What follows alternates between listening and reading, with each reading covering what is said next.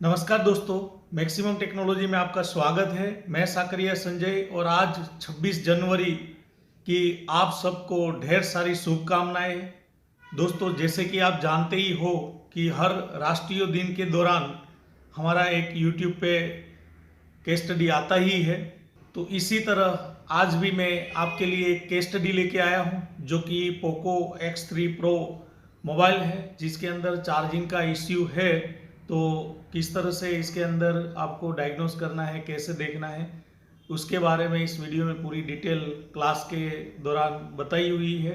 आप भी इसके अंदर देखिए और आई होप कि वीडियो आपको काफ़ी हेल्पफुल रहेगा। और अगर वीडियो आपको पसंद आए तो लाइक करिए, चैनल को सब्सक्राइब करें और छोटा सा प्यारा सा एक कमेंट जरूर करिए। और इस तरह से ही आप अगर मोबाइल रिपेयरिंग अच्छे से जानना चाहते हैं, सीखना चाहते हैं, तो आप हमारा कांटेक्ट कर सकते हैं।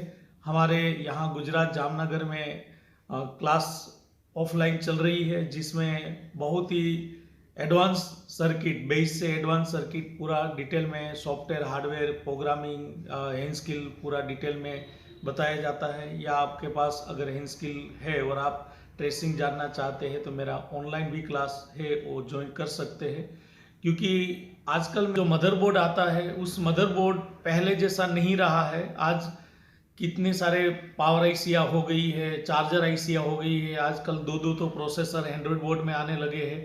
तो मोबाइल सर्किट के अंदर जो पहले जैसा अब नहीं है, थोड़ा सीखने की ज़रूरत है, ताकि हम अपने कस्टमर को एक सर्टिफाइड रिजल्ट दे पाए और हम भी अपने अंदर से एक सर्टिफाइड फीलिंग लेके आए कि हम एक टेक्नीशियन है, हम एक इंजीनियर है। तो शॉर्टकट में मत जाइए, कोई भी चीज़ को अच्छे से जानने की कोशिश करिए, समझिए। जिस फील्ड से आपकी रोजी रोटी है, हमारा कर्तव्य ये है कि उस फील्ड को पहले एक बार अच्छे से जाना जाए, समझा जाए, फिर हम अपना फ्यूचर उसमें आजमाए। तो आजकल मार्केट में बहुत सारे टेक्नीशियन है जो हैंड स्किल उसका अच्छा हो जाता है प्रैक्टिकल करते करते। तो 40-50% मोबाइल रिपेयरिंग तो हैंड स्किल से हो जाता है। लेकिन फिर भी कई बार ऐसे होता है कि बहुत सारी आईसियाँ चेंज कर दी या रिवोल्व कर दी, फिर भी प्रॉब्लम है, वो सामने नहीं सोल्व कर पाते हैं। जबकि प्रॉब्लम एक नॉर्मल से एक लाइन का, ये एक कंपोनेंट का होता है, लेकिन उस लाइन कौन सी है, क्या है, तो वो जानना ही मेन बात होता है ट्रेसिंग के लिए। तो सीखना बहुत ज़रूरी है आजकल सर्किटों के अंदर, क्योंकि मोबाइल रिपेयरिंग करना और उसको समझना दोनों अलग अलग बात है। तो चलिए ज़्यादा बात ना करके वीडियो को देख लेते हैं और इस तरह से ही अपना प्यार बनाए रखिए। कोशिश करूँगा जल्द जल्द से वीडियो अपलोड करने की, क्योंकि टाइम नहीं मिलने की वजह से मैं वीडियो अपलोड नहीं कर पा रहा हूँ। मेरे पास बहुत सारे केस स्टडी पड़े हैं, 2020, 21, 22 सब क्लास के वीडियो पड़े हैं, लेकिन टाइम बहुत जाता है ये मिक्सिंग करने में। तो थोड़ा ये चीज़ है, लेकिन कोशिश करूँगा जल्द जल्द से वीडियो अपलोड करने की। इस तरह से ही अपना प्यार बनाए रखिए और इस तरह से अपने आप को अपडेट करते रहिए, सीखते रहिए और अपने कस्टमर को सर्टिफाइड रिजल्ट देते रहिए। चलिए वीडियो को देख लेते हैं। नमस्कार दोस्तों, मैक्सिमम टेक्नोलॉजी में आपका स्वागत है। मैं साकरिया संजय और आज एक बार फिर से जून 2023 बेंच के टेक्नीशियन के साथ एक केस स्टडी लेके आए हैं। मेरे पास अभी एक पोको X3 Pro मोबाइल है। इस मोबाइल के अंदर प्रॉब्लम चार्जिंग का है। एक टेक्नीशियन ने मुझे दिया हुआ है, उसने पहले ऑलरेडी इसमें काम किया हुआ है। तो उसका कहना ये था कि ये उसके पास डेड कंडीशन में आया था, उसके बाद उसने प्रोसेसर रिवोल्व किया, उसके बाद मोबाइल ऑन हो गया। ऑन होने के बाद उसको कस्टमर ने दे दिया, लेकिन कस्टमर ने उसने बोला कि इसके अंदर चार्जिंग इश्यू है, मतलब उसके अंदर चार्ज लगाते हैं तो स्विच ऑफ में चार्जिंग होता है, स्विच ऑन करने के बाद इसके अंदर चार्जिंग है वो स्विच होता रहता है, लोगो आता है छोड़ देता है, लोगो आता है छोड़ देता है, इस तरह से इसके अंदर हो रहा है। और ये मोबाइल के अंदर क्वालकॉम बेस पे ये मोबाइल है। इसमें दो चार्जर आईसी है, एक फास्ट चार्जिंग के लिए PQ आईसी इसके अंदर लगाया गया है और नॉर्मल बेस पे चार्जिंग के लिए इसमें क्वालकॉम का अपना खुद का एक आईसी है। तो इसमें चार्जिंग का जो फंक्शन होता है वो USB 2.0 और USB 3.0 ऐसे दो चार्जिंग सीक्वेंस होता है, जिसमें हमारा जो USB टेस्टर आता है इसके अंदर भी एक पोर्ट होता है, USB 3.0 होता है।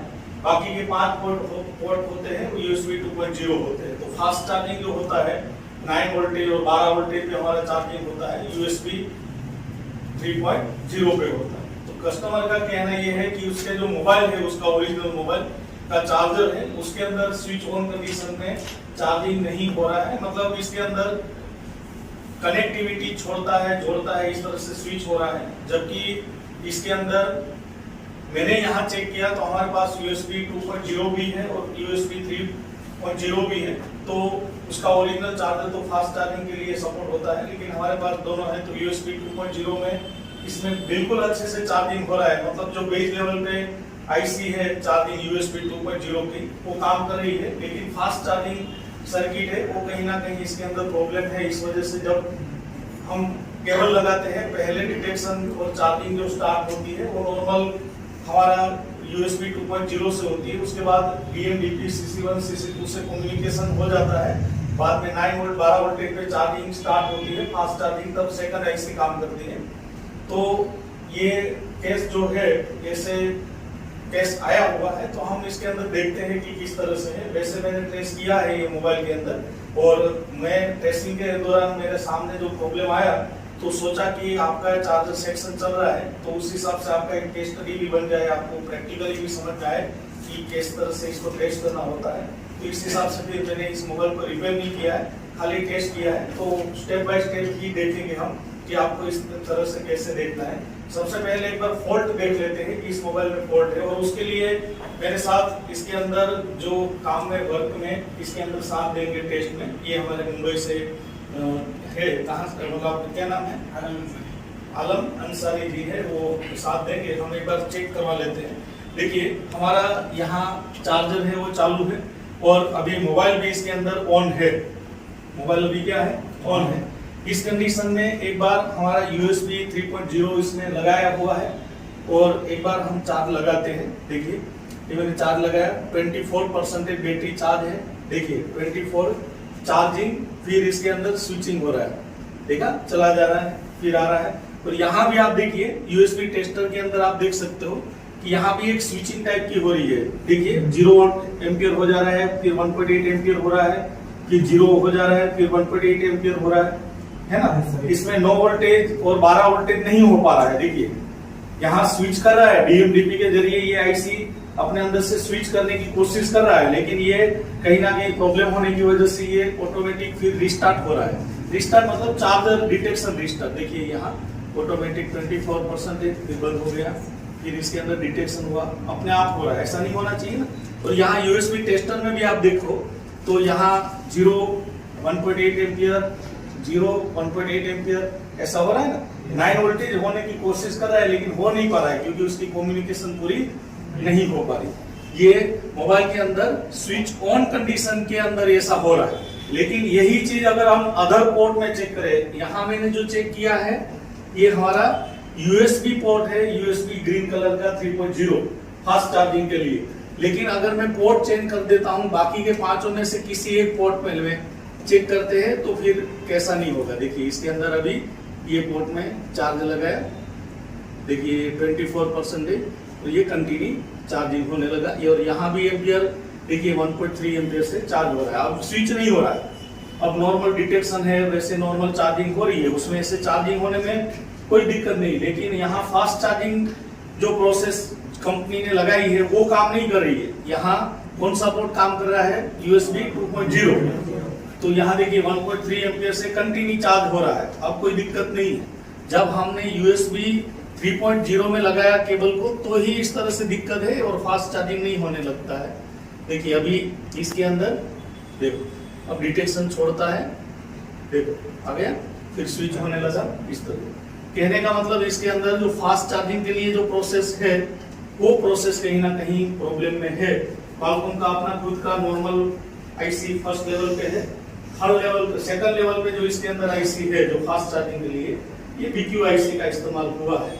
तो एक बार हम देखते हैं कि इसके अंदर क्या होगा। और जब आप स्विच ऑफ कंडीशन में अगर इस मोबाइल के अंदर आप चेक करोगे, ये भी देख लेते हैं कि स्विच ऑफ कंडीशन में क्या है। ये अभी मैंने मोबाइल को क्या कर दिया है, स्विच ऑफ कर दिया। स्विच ऑफ कंडीशन में यही पोर्ट को लेके हम चेक करते हैं। ये चार्ज लगाया।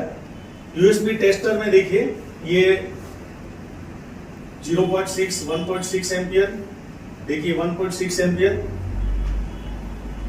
1.9 एम्पियर, 1.8 एम्पियर। देखिए एक बार स्विच हुआ, बंद हुआ, फिर 0.6 एम्पियर हो गया।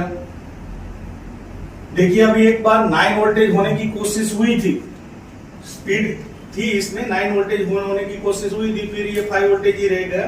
तो 0.6 एम्पियर से इसके अंदर चार्ज हो रहा है, फिर 1.8 एम्पियर। मतलब इसने कोशिश की, एक बार 9 वोल्टेज डिजिट आया, उसके बाद फिर वो 5 वोल्टेज पे चार्जिंग होने लगा, लेकिन अभी ये चार्जिंग फिक्स 1.8 एम्पियर से हो रहा है। इसलिए स्विच ऑफ में देखो चार्जिंग अच्छे से कर रहा है, मतलब नॉर्मल चार्जिंग, जो फास्ट चार्जिंग नहीं। 1.8 एम्पियर यानी वो फास्ट चार्जिंग का मतलब 2 एम्पियर से ऊपर का जो सर्किट काम करता है वो है। तो स्विच ऑफ कंडीशन में ये पोर्ट भी काम करता है। तो उसका कस्टमर जो इस मोबाइल को इस्तेमाल कर रहे हैं उसका भी यही कहना था कि स्विच ऑफ कंडीशन में चार्जिंग हो रहा है, लेकिन जो पहले फास्ट चार्जिंग हो रहा था इतना स्पीड से नहीं हो रहा है, वो ऑन कंडीशन में ऐसे ब्लिंकिंग करता रहता है, क्योंकि ये उसका ओरिजिनल चार्जर होगा तो ऐसे तो ब्लिंकिंग करता रहेगा। और हमारे पास USB 2.0 लगा देंगे तो चार्जिंग ऐसे नॉर्मल हो जाएगी।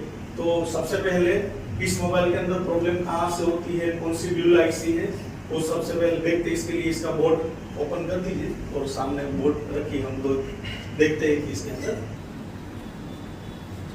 देखिए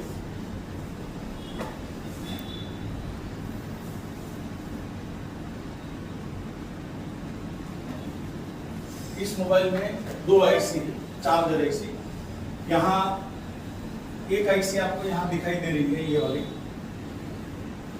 इसका नंबर ये BQ 25968। इसको सीधा कर दीजिए तो ये बोर्ड, मतलब आईसी सामने नंबर दिखाई दे रहा, नीचे देखिए इसके अंदर ये है BQ, ये वाला कौन सा नंबर है, पढ़ पा रहे हैं? BQ 25 BQ 25 900। ये नंबर की आईसी, ये इसका फास्ट चार्जिंग के लिए, जबकि उसके अंदर नॉर्मल चार्जिंग के लिए उसमें इसका PMB जो आईसी है 8150 ये लगाया गया। ये इसकी प्लेट के नीचे थोड़ा ऐसे इधर करिए,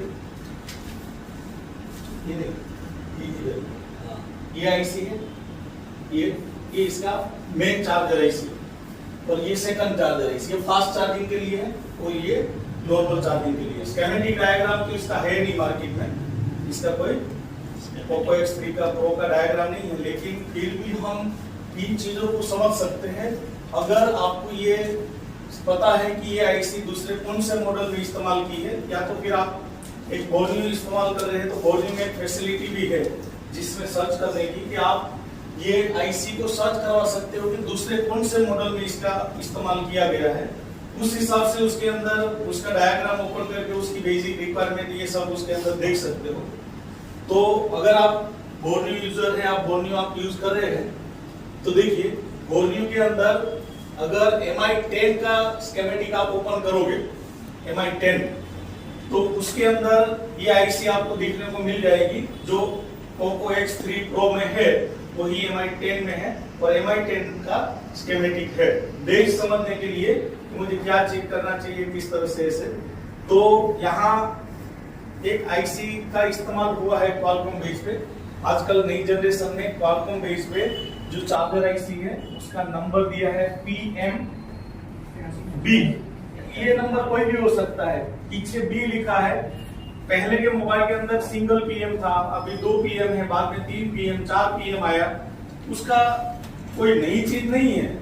मेन जो PM में पहले क्वालकॉम के अंदर मेन PM था, जैसे PM 660, PM 6150, 8150 था ना, उसके अंदर चार्जर था। तो उसने क्या किया, PM में से चार्जर हटा के PMB आईसी बना दी।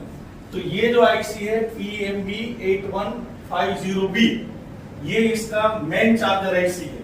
मतलब डिटेक्शन जो हो रहा है ये यहाँ से हो रहा है। जो USB 2.0 का जो चार्जिंग सर्किट काम कर रहा है ये आईसी से काम कर रहा है। तो इस आईसी के अंदर कोई नई चीज नहीं है, क्योंकि हम चार्जिंग में जो पढ़े थे वही चीज है इसके अंदर। ये USB इन, उसके बाद MID बूट कैप जो है ना वो यही है इसमें। लेकिन इस आईसी के ये आईसी से क्या किया जाएगा, अभी जो मोबाइल के अंदर जो चालू सर्किट है, जैसे charging detection, switch off on में करना, जैसे USB 2.0 से जो 3 एम्पियर के नीचे की चार्जिंग होना, ये सब इस आईसी के द्वारा किया जाता है। लेकिन जो फास्ट चार्जिंग, जैसे इसके अंदर 9 वोल्टेज 12 वोल्टेज पे चार्ज होना, या इसके अंदर 3 एम्पियर से ऊपर भी चार्जिंग हो जाना, ये सारी चीजें इस आईसी के द्वारा नहीं किया जाता है। ये आईसी इसका क्वालकॉम बेस पे अपना PM, जैसे पहले PMI था अब PMB कर दिया, पहले क्या था PMI था अब PMB कर दिया। तो ये किसका मेन चार्जर आईसी है। दूसरा इसके अंदर एक BQ आईसी भी इसके अंदर इस्तेमाल किया गया है, देखते हैं BQ। देखिए ये जो आईसी है BQ 25970 और हमारे बोर्ड में कौन सी है, ये दोनों इक्वल आईसी है, मतलब दोनों का डाटा शीट सेम है, दोनों का डाटा शीट सेम है। यहाँ जो स्विचिंग सर्किट का पूरा बेस बताया गया है वो V-बस, उसके बाद इसमें PMID, उसके बाद इसमें जो LX सर्किट होती है, LX यानी कॉइल लगा के इसके अंदर SW लगा के इसके अंदर जो स्विच की जाती थी, अब उसको थोड़ा चेंजेस किया है।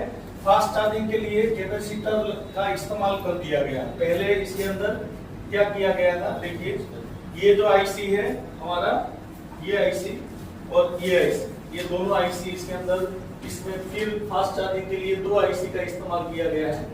तो ये जो आईसी है BQ 25970, इसमें कॉइल हटा के क्या लगा दिया उधर, कैपेसिटर। तो फ्लाई कैप से उसके अंदर स्विचिंग की गई है, तो कल हम इसकी डिटेल समझेंगे कि फ्लाई कैप के माध्यम से किस तरह से किया। बाकी सेम सिस्टम है। अब इस आईसी में अगर कोई प्रॉब्लम है, इस आईसी के अंदर कोई प्रॉब्लम है, जैसे इसका बीन ओके ना हो, चाहे इस आईसी के अंदर IO कंट्रोलर डिस्टर्ब में हो, जैसे G7 और F7 नंबर का पिन, सीरियल क्लॉक और सीरियल डाटा, ये इसको CPU से प्रोसेसर से ना मिले तो प्रॉब्लम इस तरह से जनरेट होता है। एक टेक्नीशियन का कहना ये था कि जब इसके इस मोबाइल के अंदर प्रॉब्लम क्या था कि डेड आया था Poco X3 Pro में ये, उसके बाद उसने CPU रिवॉल्व किया, उसके बाद उसने नॉर्मल USB 2.0 से चेक किया और तो मोबाइल चार्ज हो रहा था, तो वो कस्टमर को दे दिया। फिर कस्टमर ने अपने घर पे उसका ओरिजिनल चार्जर लगाया, चार्जिंग में से स्विचिंग हो रही थी, फिर रिटर्न दिया। तो उसने फिर ज्यादा कुछ चेक नहीं किया, मुझे बताया, तो मैंने इसके अंदर चेक किया। तो ये आईसी जो है हमारी BQ 25970 जो भी है हमारा BQ, उस आईसी के अंदर serial clock and serial data जो प्रोसेसर से आ रहा है, CPU से आ रहा है, ये I2C है, इसलिए बीच में क्या होता है, एक CPU है, एक ये आईसी है, बीच में क्या होता है, I2C प्रॉपर्टी में क्या होता है, एक मास्टर है और एक स्लेव है। तीसरा I2C में क्या होता है, I2C आज ही समझा है मैंने,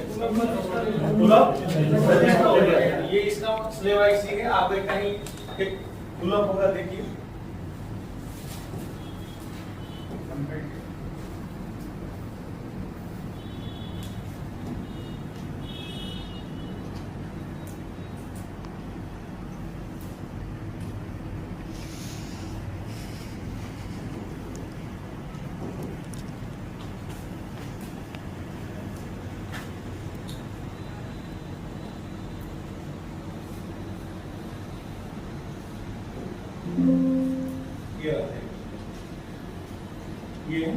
ये 1.8 वोल्टेज की लाइन है, इसमें I2C में दोनों कितने की का लगाया है, यहाँ 1.4 किलो ओम्स का लगाया है, 1.4 किलो ओम्स का लगाया है। तो 1.8 वोल्टेज में 1.4 की का लगा के इसमें पुलअप लगाया। तो जब मैंने इसके अंदर टेस्ट किया था तो ये आईसी को उठाया BQ, उसके बाद GR पे लिया, तो इन दोनों लाइन का GR मुझे बहुत ही हाई मिल रहा था, बहुत ही हाई मिल रहा था। मैंने आज सुबह आपको बताया था कि I2C का GR अगर कोई एक आईसी कनेक्ट है तो उसका कितना होना चाहिए। मैंने आज सुबह आपको एक I2C का बेस बताया था।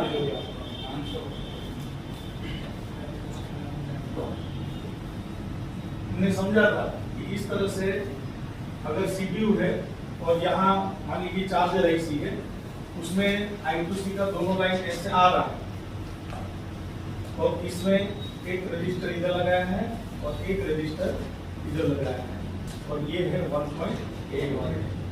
अगर ये पिन अगर कैसे भी करके CPU की यहाँ तक ना पहुंचे BQIC तक, तो इस IC को उठाने के बाद यहाँ GR कितना मिल सकता है? वो GR कहाँ से आ रहा है? हाँ, ये 1000 से और इसमें 1.4K का रजिस्टर या 1.2K का या 2.2K का रजिस्टर है। इस हिसाब से करीब करीब आपको बहुत ही हाई वैल्यू उसके अंदर मिलेगी।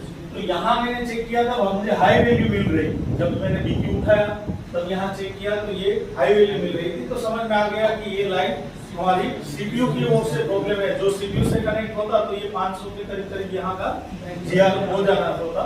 तो ये चीज है। तो एक बार हम पहले इसको देख लेते हैं हमारे बीट मैप में। इसका तो बीट मैप है, देखिए पोको X3 Pro का ये इसका बीट मैप है। हम जो बात कर रहे थे, देखिए ये हमारा BQIC है। इसकी कौन सी दो पिन पे था? ये पिन कौन सी थी? दो अभी हमने देखा था उसमें वीडियो में।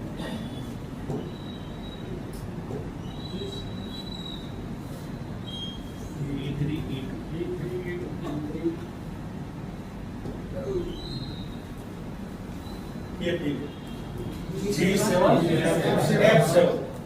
F7 याद रखना।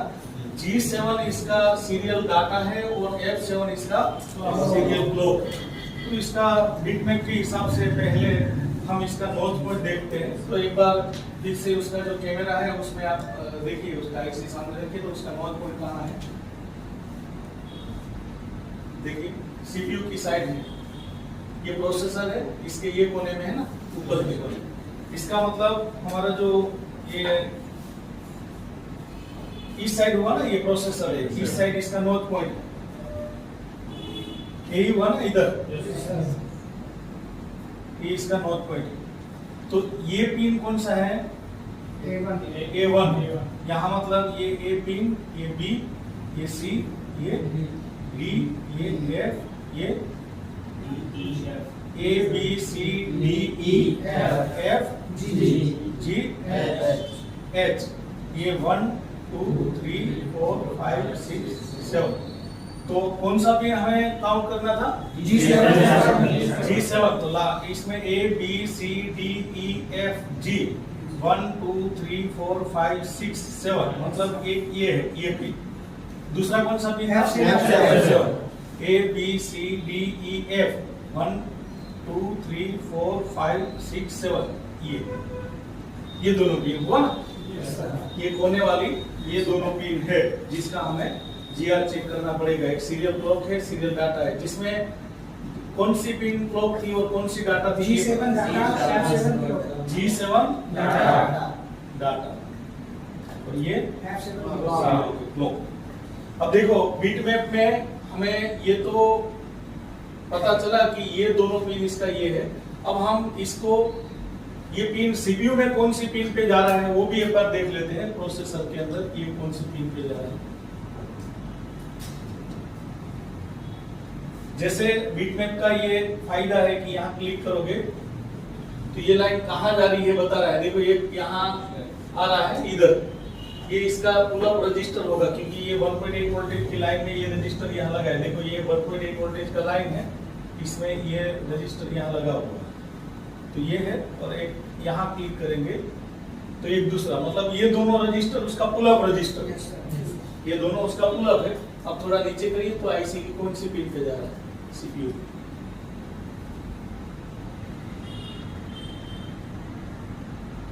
जी एक IC की ये पिन पे आ रहा है बरोबर। और ये रजिस्टर कहाँ जा रहा है? देखो 1 2 3 और दूसरा ऐसा हुआ ना। यहाँ प्रोसेसर के कोने में ये इसका 1 नंबर का नॉर्थ पॉइंट से ये 1 नंबर, ये 2 नंबर, ये 3 का नीचे वाला पॉइंट 1 हो गया और वो जो पॉइंट था वो दूसरा पॉइंट था, ये था 1 2 3 4 1 2 3 मतलब 1 2 3 ये कहने का मतलब ये हुआ कि ये दोनों पिन है। एक ये और ये, एक वाला ये पिन और ये पिन, सॉरी 3 वाला था ना, ये वाला एक ये पिन था, 1 2 3, एक ये पिन और ये पिन, ये दोनों पिन है प्रोसेसर, ये सीपीयू का पिन। तो हम एक बार जो मैंने आपको देखा था, चेक किया था, ये एक बार हम आपके सामने करके बताते हैं। एक बार ये आईसी को उठा लीजिए तो हमें आइडिया मिल जाएगा। ये जो BQ आईसी है उसको बोर्ड से रिमूव कर दीजिए।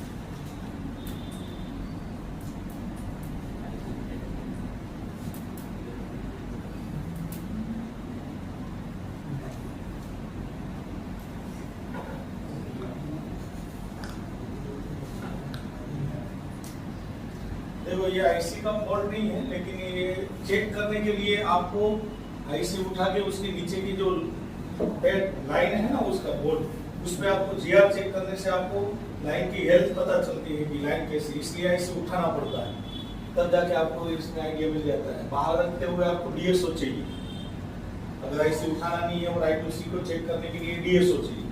डीएसओ के बगैर हम चेक नहीं कर पाते, जो डीएसओ नहीं है तो आईसी को उठाना पड़ता है। अब हमारा नोच पॉइंट जो था, ये प्रोसेसर इधर था ना, तो हमारा ये 2 पॉइंट है ना, ये G7 F7, हाँ, ये इस चीज पे हमें कितना जीआर मिलना चाहिए, करीब करीब 500। चलो मल्टीमीटर से हम एक बार देख लेते हैं कि यहाँ का जीआर कितना है।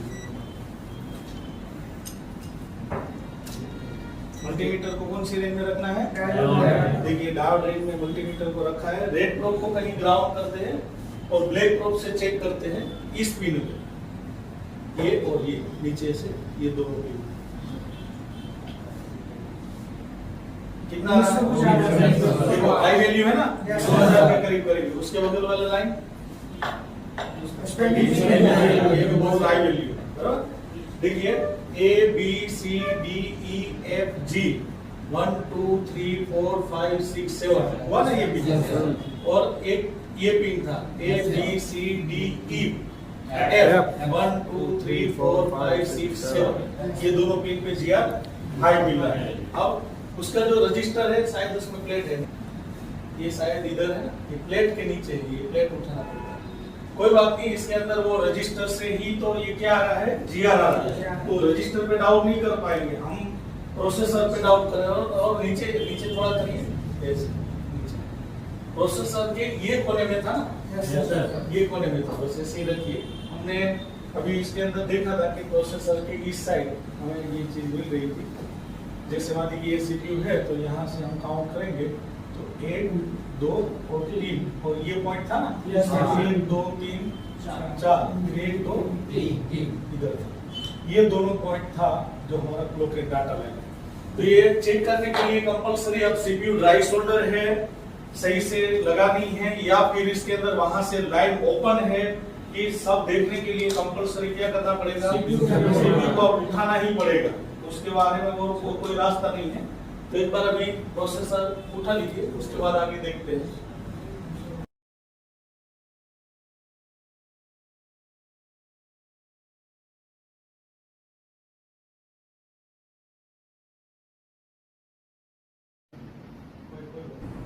अब देखिए हमें ये लाइन जो है यहाँ की, वो वहां आईसी के अंदर पहुंच रही है कि लाइन का फॉल्ट है, वो हम क्या करेंगे इसके लिए और चेक करने के लिए मैं आपको आइडिया देता हूँ। देखिए हम क्या करेंगे, हमारा जो पॉइंट है ये है कि 1 2 और ये पॉइंट था ना, ये 1 2 3 और ये दोनों पॉइंट को आपस में यहाँ हम सॉर्ट कर देंगे, और फिर हमें BQIC की 2 पिन था ना, उस पे हम अगर कंटिन्यूटी चेक कर ले, अगर ये लाइन ओके, क्योंकि ये दोनों लाइन आगे वो आईसी से ही जा रही है ऐसे, और जा रहे इसको सॉर्ट करने से वहां कंटिन्यूटी आ जाएगी ना।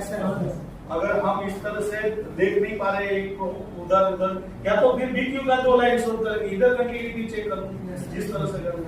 तो जैसे आपको इजी लगे ऐसे करिए, BQ का करके इजी है, दोनों में से 2 पोर्ट को आपस में सॉर्ट, या तो BQ का कर दीजिए या तो CPU का कर दीजिए।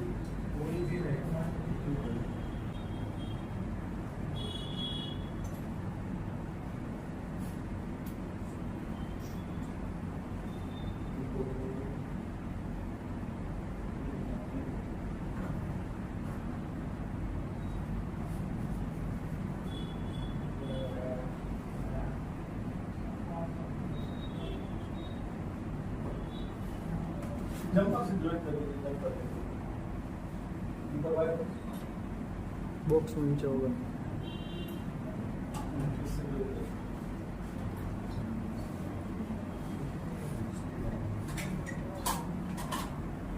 हालांकि इन दोनों को वहां हम जॉइंट इधर करेंगे तो वहां क्या आ जाएगा, क्या आ जाएगी, जो लाइन ओके है तो, और कंटिन्यूटी नहीं आएगी तो फिर कंपलसरी सीपीयू से हमें जंपर निकालना ही पड़ेगा अंदर से।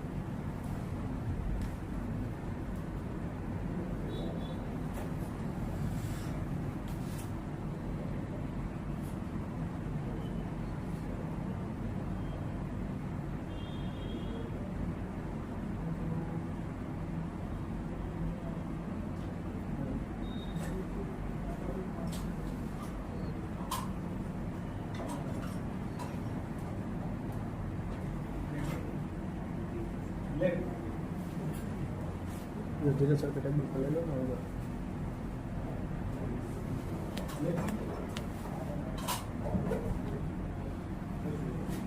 सर के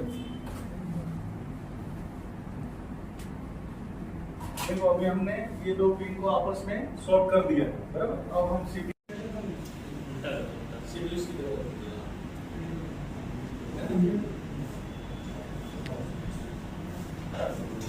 ब्लड ब्लड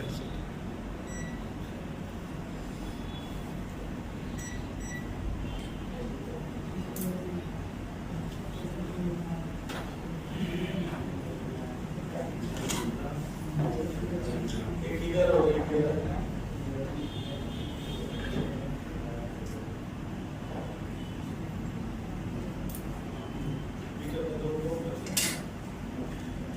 एक एक दो तीन और ये वाला एक एक दो तीन चार और नीचे आओ। बोर्ड तो नीचे बस बस बस। एक पॉइंट इधर और एक पॉइंट इधर, मल्टीमीटर चालू चेक करिए। एक ये पॉइंट है और एक ये पॉइंट। जी कंटिन्यू आ गया। उसका मतलब ये है कि पूरा लाइन ओके है, पूरा सीपीयू जो भी कोई ने मतलब रिवॉल्व किया था तो पूरा कनेक्टिविटी उसकी सही से नहीं हुई थी, इस वजह से सब हुआ होगा। एक बार फिर से यहाँ सीपीयू लगा देते हैं और बाद में देखते हैं। तो चलिए अभी इसके ऊपर सीपीयू लगाएं।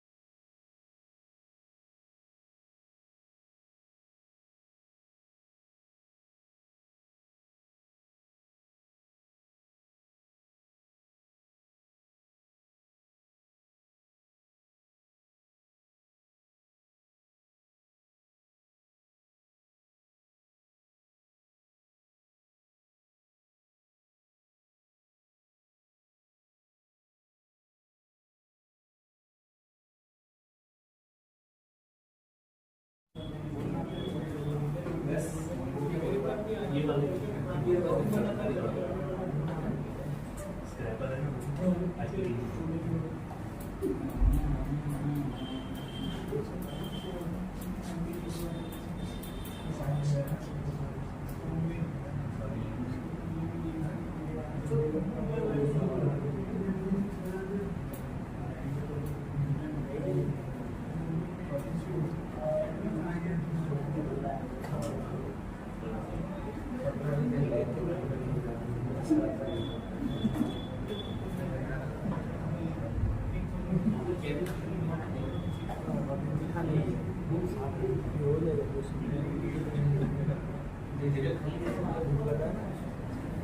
ऐसा नीचे गाय बैठी क्या पता नहीं कब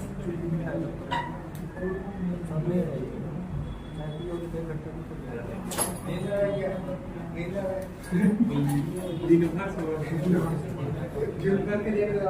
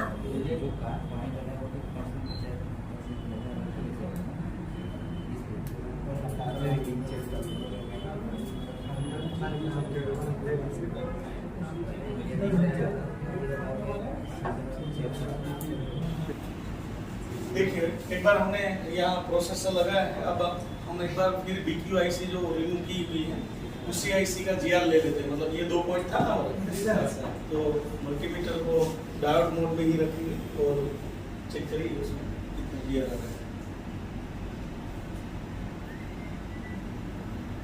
देखो ये इसका ओरिजिनल जीआर है, लेकिन ये अब उसके बारे में इधर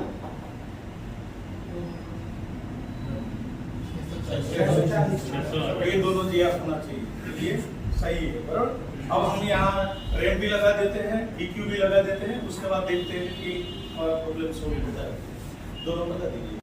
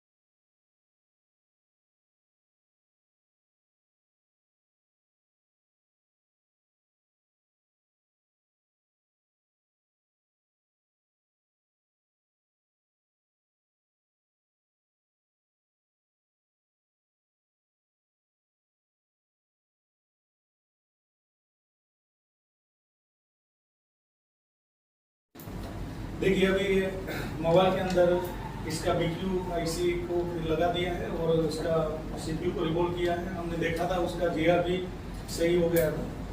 तो एक बार इस मोबाइल के अंदर स्विच ऑन कंडीशन है, हम चार्ज लगा के देखते हैं। इस कंडीशन में हमने पहले जब चार्ज लगाया था तब क्या हो रहा था, जब कीप चार्ज लिख के नहीं आ रहा था और उसके अंदर प्लग इन प्लग आउट हो रहा था। अब हम एक बार लगा देते हैं तो इसमें देखिए क्विक चार्ज भी इसके अंदर लिख के आ गया है और इसमें अभी स्विचिंग नहीं हो रहा है।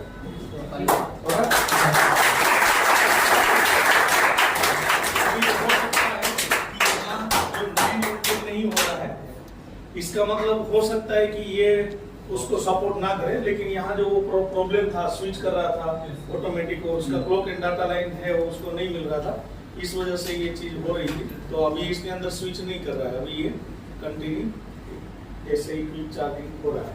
तो क्या रहा है फास्ट चार्जिंग, यस सर, पहले ये नहीं आ रहा था फास्ट। यस सर, तो इस तरह से आपको अभी कल हम इसके अंदर ड्यूल IC जो चार्जर IC के अंदर आ रहा है तो उसके बारे में थोड़ा डिटेल समझेंगे। हम सिंगल चार्जर IC के बारे में अभी तक समझे थे।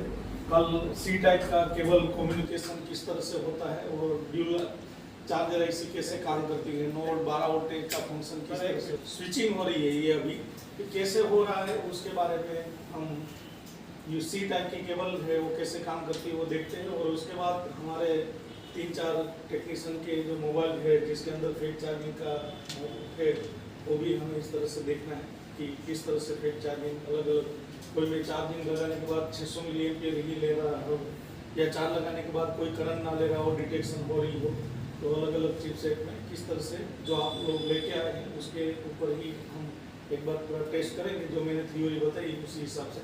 तो चलिए बस कल हम फिर से मिलते हैं सुबह, तो इस केस में इतना।